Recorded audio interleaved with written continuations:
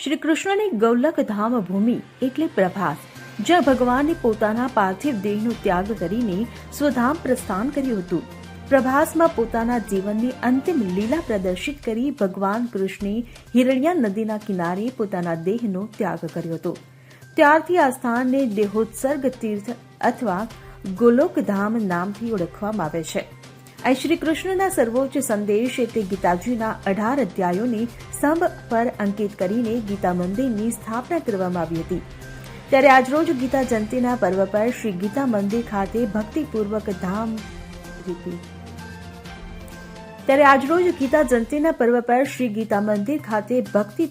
ધાર્મિક આયોજનો કરવામાં આવ્યા હતા.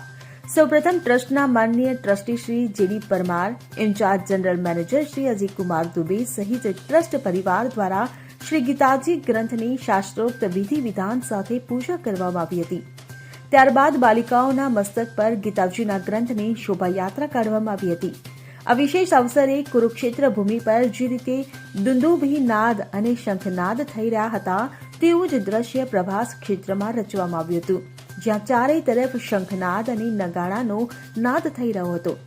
શ્રી સોમનાથ ટ્રસ્ટની સંસ્કૃત પાઠશાળાના અધ્યતાઓ જ શ્રી કૃષ્ણ અને અર્જુન બન્યા હતા. યુદ્ધભૂમિની મધ્યમાં પોતાના લક્ષ્ય બાબતે વ્યાકુળ થયેલ અર્જુનને જીવન, નિષ્કામ કર્મ, ફળ પ્રત્યેનો ઔદાર્ય, જન્મ મરણનો ક્રમ આ તમામ વિષય પર સર્વોચ્ચ જ્ઞાન શ્રી કૃષ્ણએ આપ્યું હતું. તેવું જ ભાવચિત્ર પ્રભાસમાં ઊભું કરીને શ્રી ગીતાજીના 18 અધ્યાયના પાઠ કરવામાં આવ્યા હતા. શ્રી ગીતાજીના પઠનમાં શ્રી સોમનાથ સંસ્કૃત યુનિવર્સિટીના વિદ્યાર્થી ભાઈઓ બહેનો સહિત મોટી સંખ્યામાં ભક્તો પણ જોડાયા હતા. આ પુનિત પ્રસંગે શ્રી પ્રભાસ તીર્થમાં બિરાજમાન ભગવાન શ્રી કૃષ્ણની અંતિમ ચરણ પાદુકાનું મહાનુભાવો અને ભક્તો દ્વારા વિધિ વિધાન સાથે પૂજન કરવામાં આવ્યું હતું. આ વિશેષ અવસર પર શ્રી ગીતાના પવિત્ર જ્ઞાનની ગોષ્ઠી યોજવામાં આવી હતી. સોમનાથ સંસ્કૃત પાઠશાળાના ઋષિકુમારો, શ્રી સોમનાથ સંસ્કૃતિ યુનિવર્સિટીના કુલપતિ શ્રી સુકાંત કુમાર સેનાપતિ દ્વારા શ્રી ગીતા ગ્રંથનો ભક્તિસાર સૌ કોઈને સમજાવવામાં આવ્યો હતો.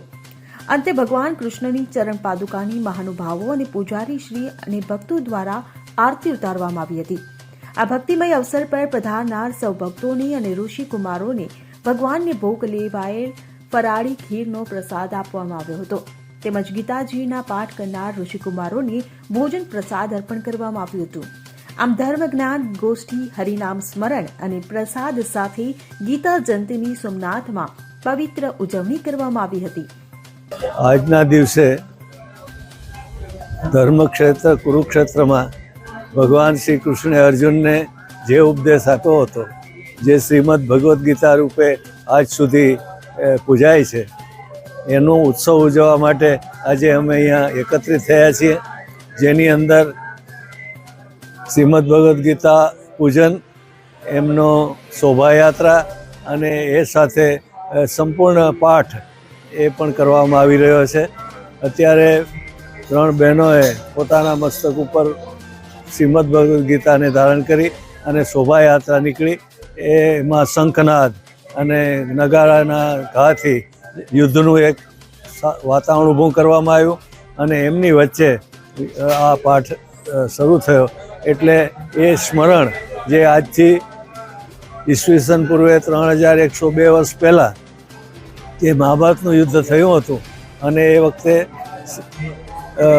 અર્જુન જે એમને વિષાદ થયો અને યુદ્ધ ન કરવા માટે એમને મનની અંદર વિચારો આવવા લાગ્યા, ત્યારે ભગવાન શ્રી કૃષ્ણે એમને પ્રોત્સાહિત કર્યા અને એમને ફરીથી યુદ્ધના કાર્યરત કર્યા.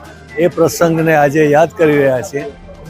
ધર્મના જ્યારે વિનાશ થાય અને જ્યારે ધર્મની સ્થાપના ફરીથી કરવાની સ્થિતિ ઊભી થાય ત્યારે ભગવાન કહે છે કે હું વારંવાર અવતાર લઉં છું.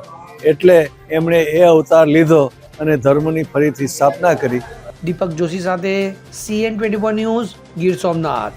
હવે જુઓ દેશ દુનિયાની તમામ ખબરો તમારી આંગળીના ટેરવે. ઉઠાવો મોબાઈલ અને Google Play Store પરથી ડાઉનલોડ કરો અમારી CN24 ન્યૂઝ મોબાઈલ એપ.